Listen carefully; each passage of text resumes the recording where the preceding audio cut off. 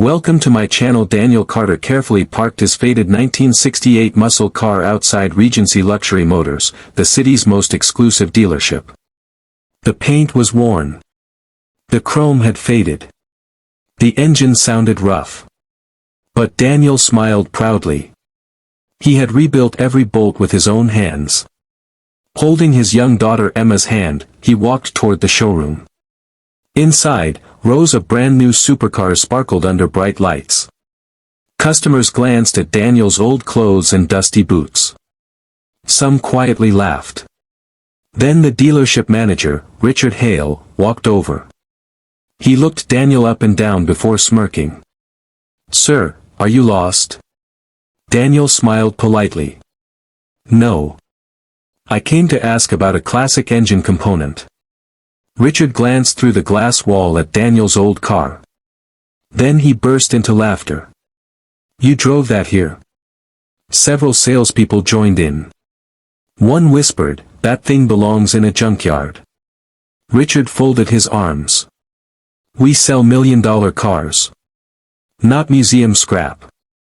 Emma squeezed her father's hand. "Dad. We should leave." Daniel smiled gently. "It's okay." But Richard wasn't finished.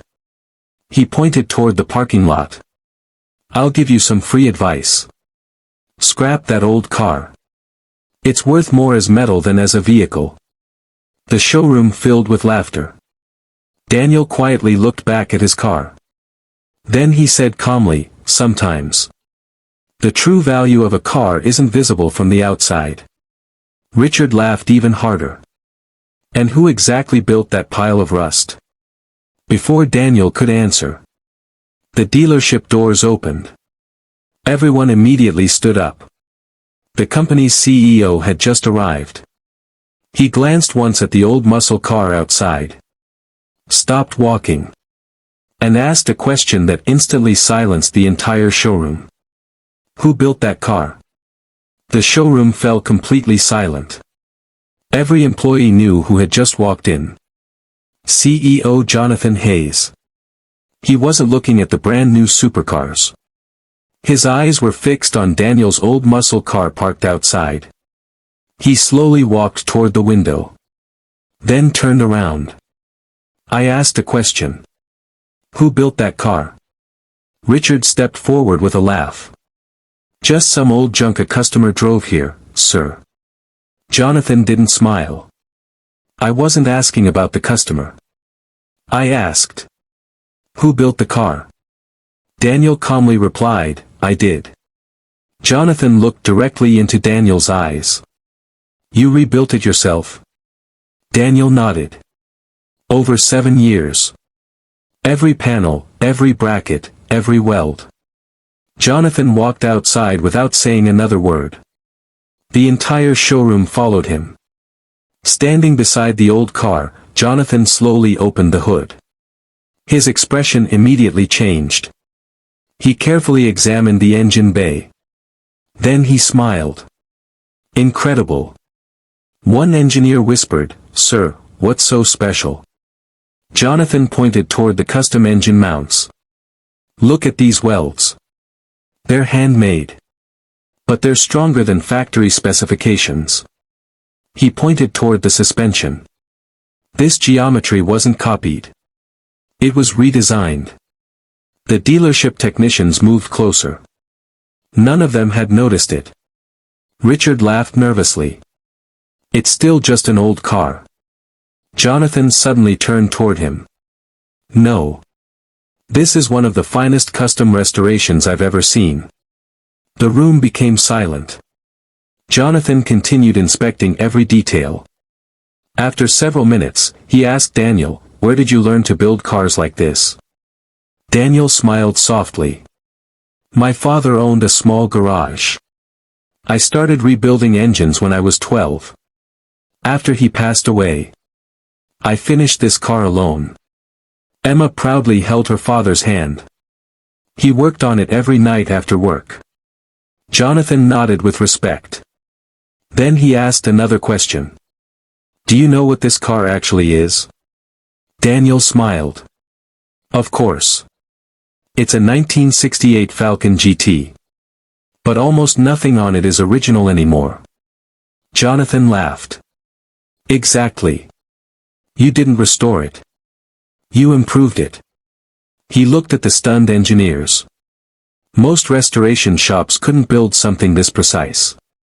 Richard's confident smile had completely disappeared. He quietly asked, "Sir, are you saying this old car is actually valuable?" Jonathan looked straight at him. Valuable? He smiled. I know collectors who would pay over $2 million for craftsmanship like this. Gasps filled the showroom. Richard slowly turned toward Daniel.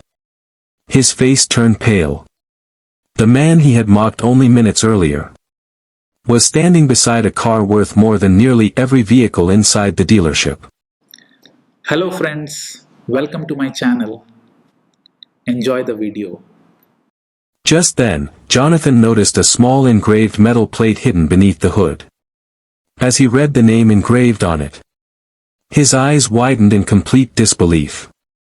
He slowly looked back at Daniel. This can't be possible. Jonathan stared at the small metal plate for several seconds. His hands trembled slightly. The engraving read, "Built by Daniel Carter, prototype craftsman." Jonathan looked up slowly. You were one of the original prototype division engineers. Daniel hesitated. I was. But that was many years ago. The engineers exchanged shocked glances. One of them whispered, that division was legendary. They built experimental cars that never reached the public. Jonathan nodded. And only 6 master builders were ever selected. He turned back to Daniel. I've spent 20 years trying to find the man whose work inspired my career. Daniel looked surprised. You know about my work? Jonathan smiled. When I was a young engineer, I studied photographs of your handcrafted chassis. Your designs taught me that perfection isn't made by machines. It's made by people. The entire showroom stood speechless. Richard's confidence completely disappeared. You mean he's actually famous? Jonathan answered without taking his eyes off Daniel. Not famous. Respected. Among professional engineers, Daniel Carter is considered one of the greatest craftsmen of his generation. Several technicians immediately walked around Daniel's old car again. Now they noticed details they had completely missed before. Perfect panel gaps. Handmade suspension arms. Custom-machined engine components. One technician whispered, "This isn't a restored car. It's an engineering masterpiece." Emma smiled proudly. I told Dad people would like his car someday. Daniel gently squeezed her shoulder. I built it for us. Not for attention. Jonathan smiled. And that's exactly why it's special. He suddenly faced Richard. Tell me. What was the first thing you said when this gentleman walked into your dealership? Richard lowered his head. I laughed at him. Jonathan's expression became serious. You didn't laugh at his car. You laughed at one of the finest craftsmen this industry has ever produced. Richard couldn't even look Daniel in the eyes. I'm sorry. Daniel simply nodded. We all judge too quickly sometimes. Just then, Jonathan received a phone call. After listening for a few seconds, his face became serious. He turned back toward Daniel. Our company has a major problem. The prototype for our newest flagship car has completely failed. Our engineers can't figure out why. He looked directly at Daniel. I know I have no right to ask. But would you take one look at it? Daniel glanced at Emma. She smiled. Go help them, Dad. Daniel nodded. I'll look. But I can't promise I'll find anything. As they entered the restricted prototype workshop, Daniel stopped after only a few seconds.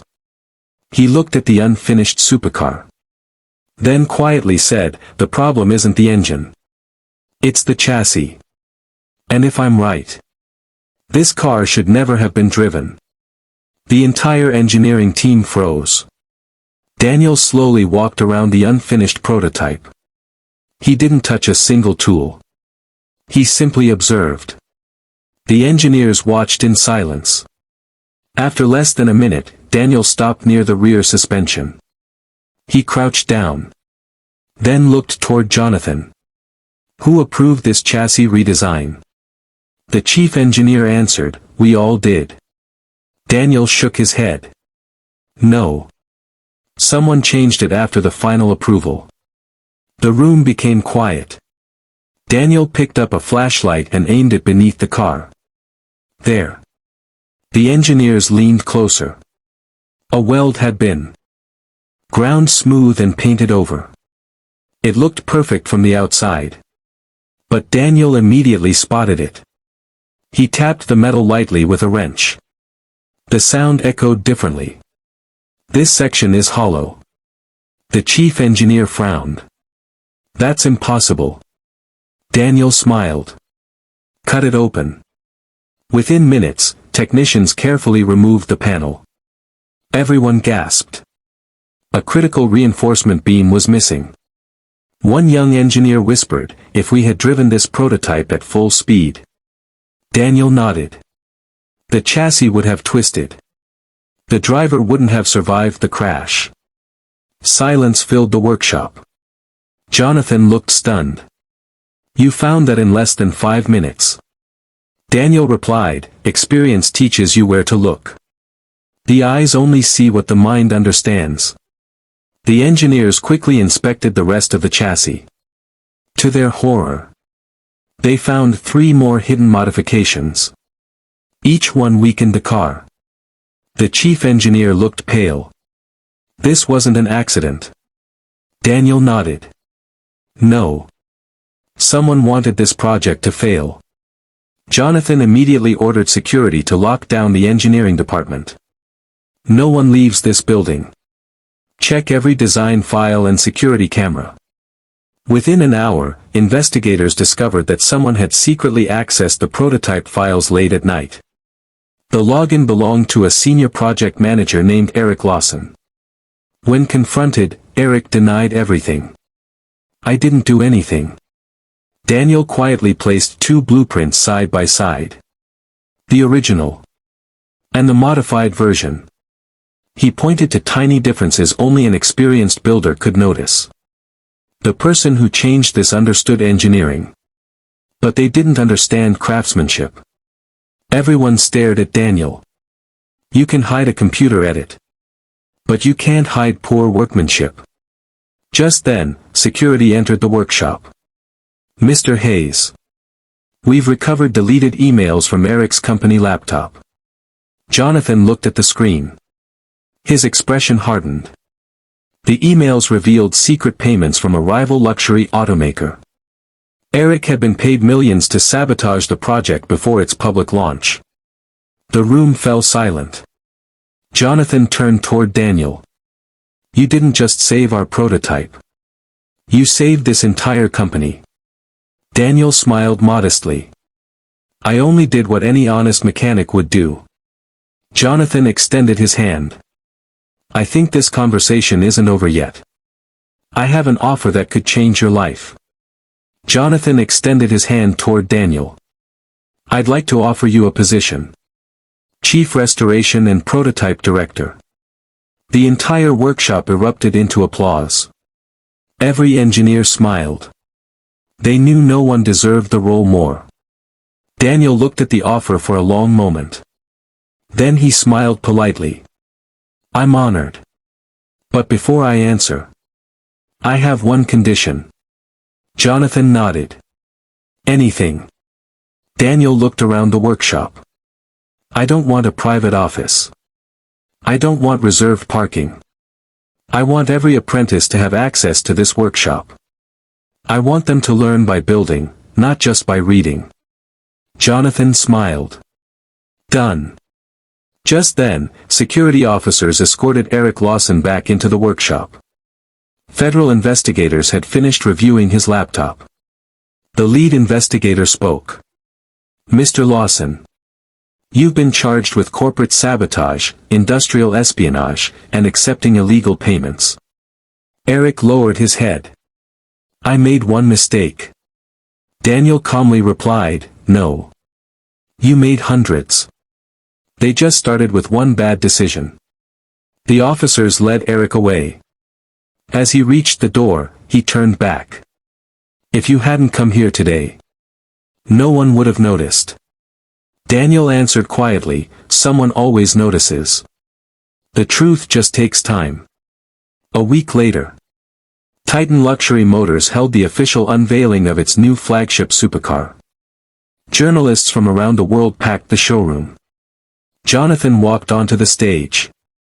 Before we reveal our newest vehicle, I'd like everyone to meet the man who made today possible. He invited Daniel onto the stage. The audience stood and applauded. Jonathan continued, this car exists because one man refused to ignore a problem. He reminded us that experience is just as valuable as technology. Daniel removed the silk cover from the prototype. The crowd gasped. The car gleamed under the lights. Flawless. Powerful. Safe. A reporter raised her hand. Mr. Carter. Is it true this car was saved by a mechanic driving an old classic? Jonathan smiled. No. It was saved by the man who built one of the finest cars I've ever seen. He looked proudly at Daniel. And today, I'd like everyone to know his name. The cameras flashed as Daniel received a standing ovation. After the ceremony, Jonathan walked over to Daniel and handed him a small wooden box. Inside was a polished steel nameplate. It read, Daniel Carter Master Craftsman Emeritus. Jonathan smiled. This title has only been awarded twice in our company's history. And you've earned it. Emma hugged her father tightly. I always knew they would see how talented you are. Daniel smiled. What matters isn't that they finally noticed. What matters is that they learned not to judge people by appearances. As they walked past Daniel's old muscle car, employees stopped to admire it, not because it was expensive, but because they finally understood the skill, patience, and heart that had gone into building it. Then Jonathan looked at the old car one last time and smiled. It turns out, the most valuable vehicle in our showroom was the one parked outside. 1 year later, Daniel still drove the same old classic car to work. The paint was still imperfect. The seats were still worn. But now, whenever it entered the company's gates, employees stopped to admire it. Not because it looked expensive, but because they knew the story behind it. Inside Titan Luxury Motors, the apprenticeship program Daniel had requested was thriving. Young mechanics and engineers worked side by side. Every Friday morning, Daniel personally taught the newest recruits.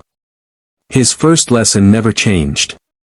He placed an old wrench on the workbench and said, this tool isn't valuable because it's shiny. It's valuable because someone knows how to use it. The students listened carefully. Then he smiled. The same is true for people. Jonathan Hayes often joined those sessions. One afternoon he stood before the trainees. I've made many business decisions, but the best one I ever made was asking one simple question. He paused. Who built that car? The room smiled. If I had judged that car by its appearance, I would have missed the greatest craftsman I'd ever meet. Emma, now older, proudly helped organize the academy. She watched students restoring classic vehicles with the same patience her father had shown for years. One young apprentice asked, Mr. Carter, how do you become a great builder? Daniel smiled. You don't start by building great cars. You start by building good habits. Be honest. Be patient. And never stop learning. Months later, Titan Motors received the Global Innovation Award for Engineering Excellence. During the ceremony, Jonathan refused to accept the award alone. Instead, he invited Daniel onto the stage. Holding the trophy, Jonathan addressed the audience. This award belongs to a man who reminded us that experience is priceless. He taught us that true craftsmanship can never be replaced. The audience rose for a standing ovation. Daniel quietly accepted the applause. Then he said, "I never built cars to become famous. I built them because I loved the work. And if there's one lesson I hope everyone remembers, it's this. Never judge a person by their clothes, their job, or the car they drive. Judge them by their character." As the sun set, Daniel and Emma drove home in the same old classic car. People smiled and waved as they passed. Emma looked at her father. "Dad, do you think you'll ever sell this car?" Daniel gently rested his hand on the steering wheel. He smiled. "No. This car isn't the most valuable thing I own. It's a reminder that hard work, patience, and integrity are worth more than money." The old engine purred smoothly as they disappeared down the road. The luxury dealer who had once mocked Daniel now greeted him with respect every time he visited. And the CEO never forgot the day one simple question changed everything: who built that car? Sometimes, the greatest masterpieces aren't found in luxury showrooms. They're built quietly, by people the world almost overlooks. Like and subscribe.